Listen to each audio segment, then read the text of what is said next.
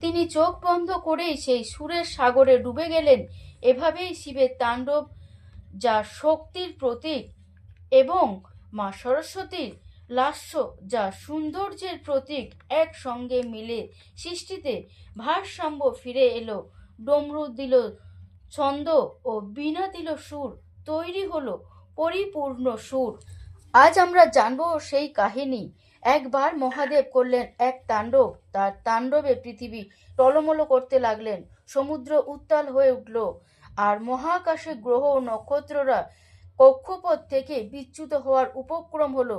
সেই তীব্র শব্দে প্রবল অস্থিরতা তৈরি হলো। বিশ্ব বুঝল, আজই বুঝি প্রলয় আসবে। দেবতারা শঙ্কিত, ব্রহ্মা ও বিষ্ণু একে অপরের দিকে তাকাচ্ছেন। সৃষ্টির এই অস্থিরতা দেখে দেবতারা ভীত হয়ে ব্রহ্মা ও বিষ্ণুর কাছে এলেন। কিন্তু মহাদেবের তখন নিজের সৃষ্টির সুরে মগ্ন, তাকে থামাবে কে? শ্বেত বস্ত্র পরিহিতা দেবী সরস্বতী তার হংস বাহনে, শান্ত দেবী স্থির গতিতে আসছেন। তখন পিতা ব্রহ্মা অনুরোধ করলেন দেবী সরস্বতীকে। তিনি বললেন, হে বাগদেবী, মহাদেবের এই প্রচণ্ড শক্তিকে একমাত্র সুরের মাধ্যমে শান্ত করা সম্ভব। তুমি তোমার বীণার শান্ত সুর দিয়ে রুদ্র রূপকে প্রশমিত করো। দেবী তখন এক দিব্য শান্তিময় রূপ নিয়ে কৈলাসে উপস্থিত হলেন।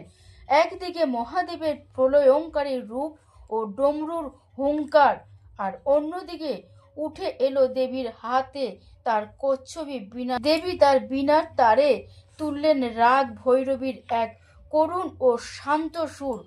ডমরুর সেই কঠোর ও তীব্র সুরের মাঝখানে বীণার ওই সুমধুর ধ্বনি যেন অমৃতের মতো বশীভূত হতে লাগলো। মহাদেব, যিনি স্বয়ং ডমরুর আওয়াজ বন্ধ করে ওই সুর শুনে থেমে গেলেন। তার তাণ্ডবে গতি ধীর হলো। ডমরুর ডমডম শব্দের সাথে মিলে গেল বীণার রি ঝংকার। আগুনের মতো তপ্ত পরিবেশ ধীরে ধীরে শীতল হতে শুরু করলো। মহাদেবের ক্রোধ বা তীব্র আবেগ ধীরে ধীরে প্রশমিত হলো।